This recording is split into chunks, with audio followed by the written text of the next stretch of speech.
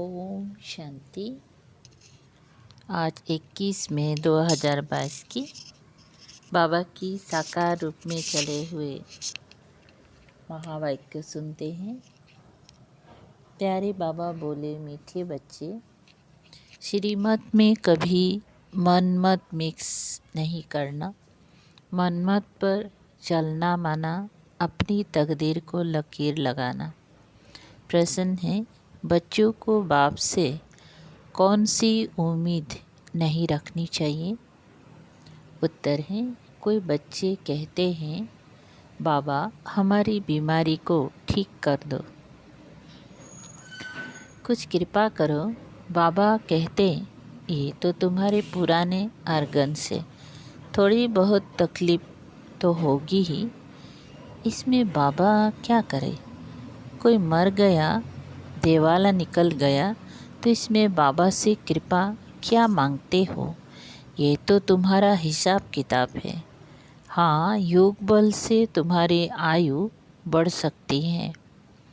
जितना हो सके योग बल से काम लो। गीत बजा, तूने रात गंवाए सो के, दिवस गंवाए खा के, हीरे तुल्य जीवन कोड़ी तुल्य गंवाए। ओम शांति। बच्चों को ओम का अर्थ तो बताया है, ऐसे नहीं ओम माना भगवान। ओम अर्थात अहम आत्मा। ओम अर्थात अहम अर्थात मैं कौन? मेरे ये आर्गन्स।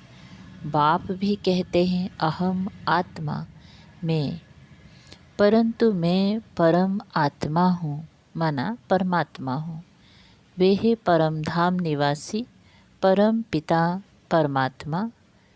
कहते हैं मैं इस शरीर का मालिक नहीं हूँ। मैं क्रिएटर, डायरेक्टर, एक्टर कैसे हूँ, ये समझने की बातें हैं। मैं स्वर्ग का रचयिता जरूर हूँ। सतयुग को रचकर कलयुग का विनाश जरूर कराना ही है। मैं करण करावनहार होने कारण मैं कराता हूँ। ये कौन कहते हैं? परम पिता परमात्मा। फिर कहते हैं मैं ब्रह्मांड का मालिक हूँ। ब्रह्मांड के मालिक तुम बच्चे भी हो, जब बाप के साथ रहते हो। उनको स्वीट होम भी कहते हैं। फिर जब सृष्टि रची जाती है तो पहले ब्राह्मण रचते हैं, जो फिर देवता बनते हैं। वह पूरे 84 जन्म लेते हैं। शिव बाबा एवर पूज्य है। आत्मा को तो पुनर्जन्म लेना ही है, बाकी 84 लाख तो हो नहीं सकते। बाप कहते हैं, तुम अपनी जन्मों को नहीं जानते, मैं बताता हूँ। 84 का चक्र कहा जाता है, 84 लाख का नहीं।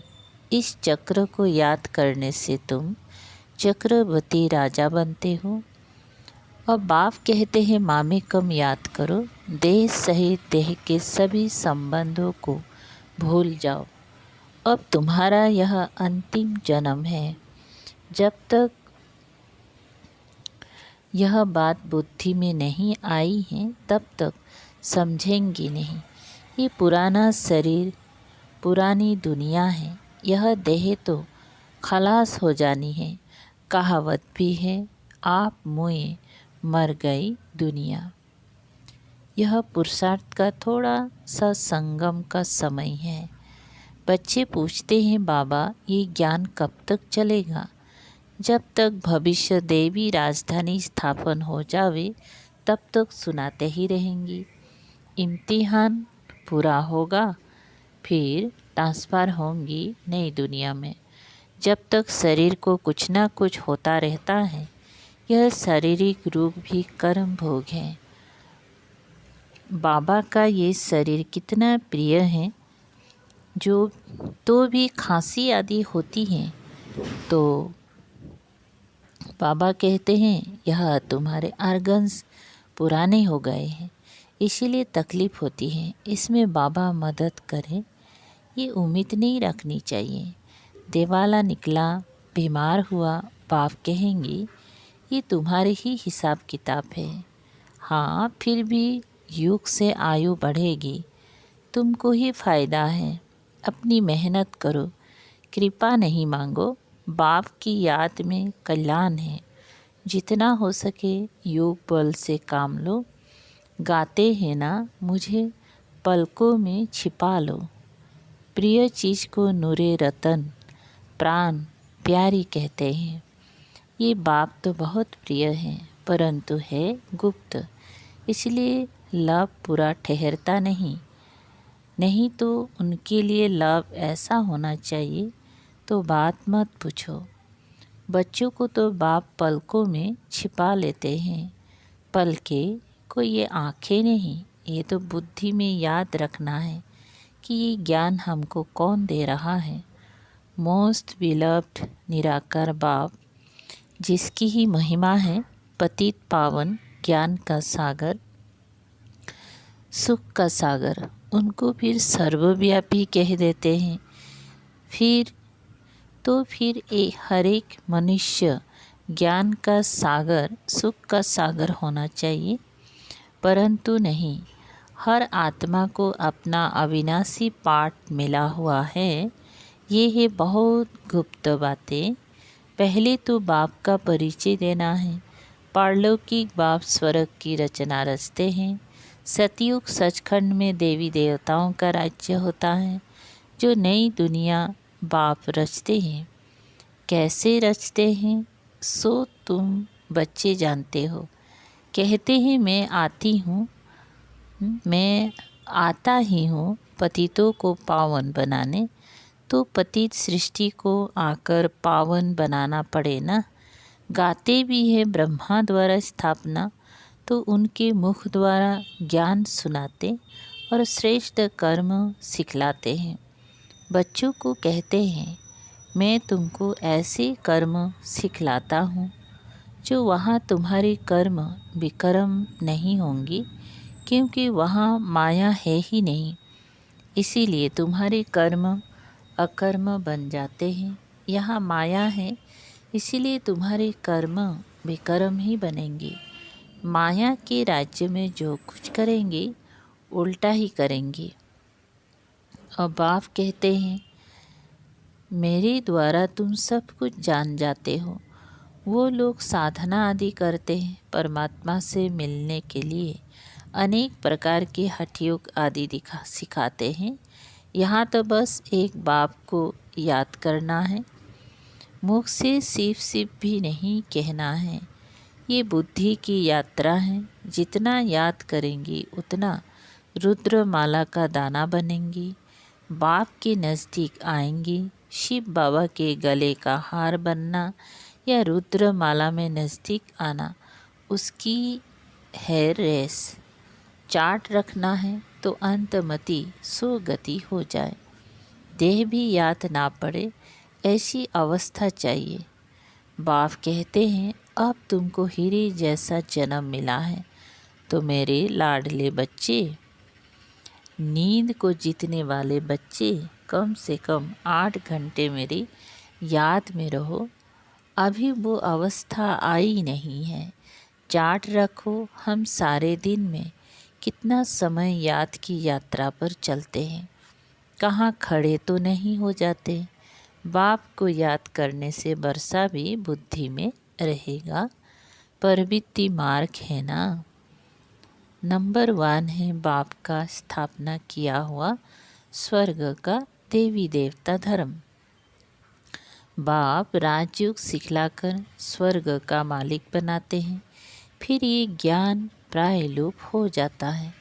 तो फिर ये ज्ञान शास्त्र में कहाँ से आया।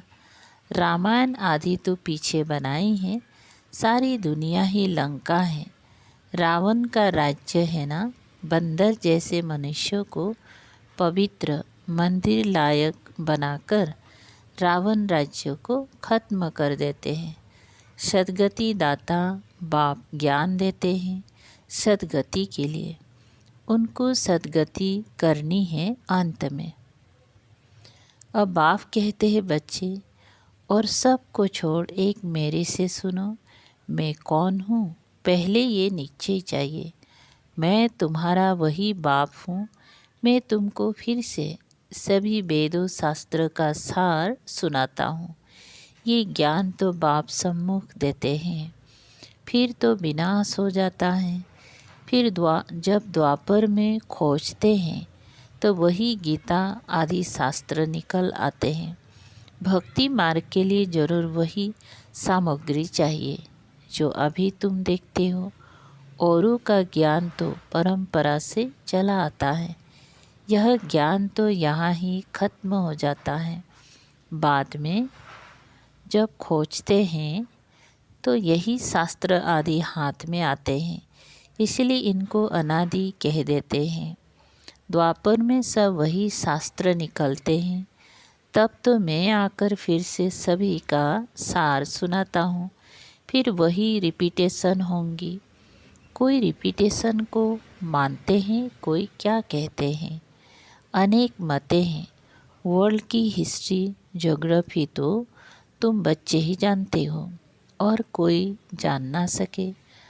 उन्होंने तो कल्प की आयु लाखों वर्ष कर दी है। ऐसे भी बहुत लोग कहते हैं कि महाभारत युद्ध को 5000 वर्ष हुए हैं। ये फिर से वही लड़ाई है तो जरूर गीता का भगवान ही होगा। अगर कृष्ण हो तो वो फिर मोर मुकुटधारी चाहिए। कृष्ण तो सतयुग में ही होता है। वही कृष्ण तो आप हो ना सके। इनके दूसरे जन्म में भी वही कला नहीं रहती। 16 कला से 14 कला बनना है तो जन्म बाय जन्म थोड़ा थोड़ा फर्क पड़ता जाएगा ना। ऐसे तो मोर मुकुटधारी बहुत है। कृष्ण जो पहला नंबर 16 कला संपूर्ण है, उनकी तो पुनर्जन्म से थोड़ी थोड़ी कला कमती होती जाती हैं। ये बहुत गुह्य राज है। बाप कहते हैं ऐसे नहीं चलते चलते चलते फिरते घूमते समय गंवाओ। यही कमाई का समय है। जिनके पास धन बहुत है वो तो समझते हैं हमारे लिए यही स्वर्ग है। बाप कहते भल ये स्वर्ग तुमको मुबारक हो। बाप तो गरीब निवाज है। गरीबों को दान देना है। गरीबों को सरेंडर होना सहज होता है। हाँ, कोई बिरला साहूकार भी निकलता है। ये बहुत समझने की बातें हैं। देह का भान भी छोड़ना है। ये दुनिया ही ख़त्म होनी है। फिर हम बाबा के पास चले जाएंगे। सृष्टि नई बन जाएगी। कोई तो एडवांस में भी जाएंगे। श्री कृष्ण के माँ बाप भी तो एडवांस में जाने चाहिए, जो फिर कृष्ण को गोद में लेंगे। कृष्ण से ही सतयुग शुरू होता है। ये बड़ी गुह्य बातें हैं। ये तो समझ की बात है। कौन माँ बाप बनेंगी, कौन सेकेंड नंबर में आने लायक है, सर्विस से भी तुम समझ सकते हो। लक से भी कोई गैलप कर आगे आ जाते हैं। ऐसे हो रहा है। पिछाड़ी वाले बहुत फर्स्ट क्लास सर्विस कर रहे हैं। रूप बसंत, तुम बच्चे हो। बाप को भी बसंत कहा जाता है तो स्टार इतना बड़ा तो है नहीं। परम आत्मा माना परमात्मा। आत्मा का रूप कोई बड़ा नहीं है, लेकिन मनुष्य कहा मुझे नहीं, इसीलिए बड़ा रूप दिखाया है। ऊंचे ते ऊंचा है शिव बाबा। फिर है ब्रह्मा विष्णु शंकर। ब्रह्मा भी व्यक्त से अव्यक्त बनता है और कोई चित्र है नहीं। विष्णु के 2 रूप लक्ष्मी नारायण बनते हैं। शंकर का पाठ सूक्ष्म बतन तक है। यहाँ स्थूल सृष्टि पर आकर पाठ बजाने का नहीं है। ना पार्वती को अमर कथा सुनाते हैं। ये सब भक्ति मार्ग की कथाएं हैं। शास्त्र फिर भी निकलेंगी। उनमें कुछ आटे में नमक जितना सच है। जैसे श्रीमद् भागवत गीता अक्षर राइट है। फिर कह देते हैं श्री कृष्ण भगवान। ये बिल्कुल रॉन्ग है। देवताओं की महिमा अलग, ऊंचते ऊंच है ही परम पिता परमात्मा, जिसको सब याद करते हैं उनकी महिमा अलग है। सब एक कैसे हो सकते हैं? सर्वव्यापी का अर्थ नहीं निकलता। तुम हो रूहानी सल्वेशन आर्मी, परंतु गुप्त हो, स्थूल हथियार आदि तो हो ना सके। ये ज्ञान के बाढ़, ज्ञान कटारी की बात है। मेहनत है पवित्रता में। बाप से पूरी प्रतिज्ञा करनी है, बाबा हम पवित्र बन स्वर्ग का बरसा जरूर लेंगे। बरसा बच्चों को ही मिलता है। बाप आकर आशीर्वाद करते हैं, माया रावण तो श्रापित करते हैं। तो ऐसे मोस्ट बेलव्ड बाप के साथ कितना प्यार चाहिए। बच्चों की निष्काम सेवा करते हैं। पतित दुनिया, पतित शरीर में आकर तुम बच्चों को हीरे जैसा बनाए खुद निर्वाण धाम में बैठ जाते हैं। इस समय तुम सबकी वानप्रस्थ अवस्था है, इसीलिए बाबा आया है। सबकी ज्योति जग जाती है तो सब मीठे बन जाते हैं। बाबा जैसा मीठा बनना है। गाते हैं ना, कितना मीठा, कितना प्यारा। लेकिन बाबा कितना निरहंकार से तुम बच्चों की सेवा करते हैं। तुम बच्चों को भी इतनी रिटर्न सर्विस करनी चाहिए। ये हॉस्पिटल कम यूनिवर्सिटी तो घर घर में होनी चाहिए।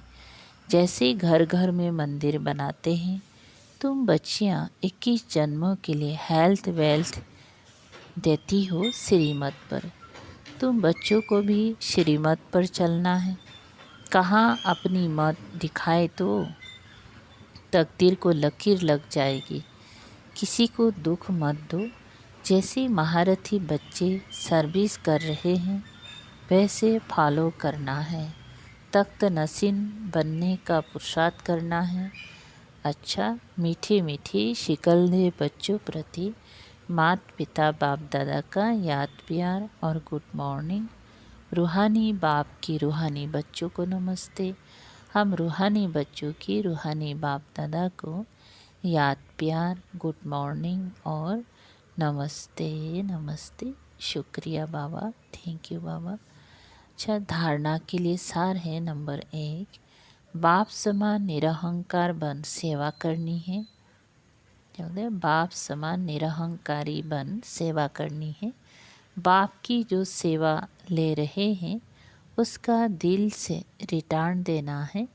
बहुत मीठा बनना है। नंबर 2 है, चलते फिरते अपना समय नहीं गंवाना है। शिव बाबा के गले का हार बनने के लिए रेस करनी है। देह भी याद ना पड़े, इसका अभ्यास करना है। अच्छा, वरदान है, ड्रामा के हर राज को जान, सदा खुश राजी रहने वाले नॉलेजफुल त्रिकालदर्शी भव। विस्तार है, जो बच्चे नॉलेजफुल त्रिकालदर्शी हैं वे कभी नाराज नहीं हो सकते। भल कोई गाली भी दे, इंसल्ट कर दे तो भी राजी, क्योंकि ड्रामा के हर राज को जानने वाले नाराज नहीं होते हैं। नाराज वो होता है जो राज को नहीं जानता है। इसलिए सदैव यह स्मृति रखो कि भगवान बाप के बच्चे बनकर भी राजी नहीं होंगी तो कब होंगी? तो अभी जो खुश भी है, राजी भी है, वही बाप के समीप और समान है।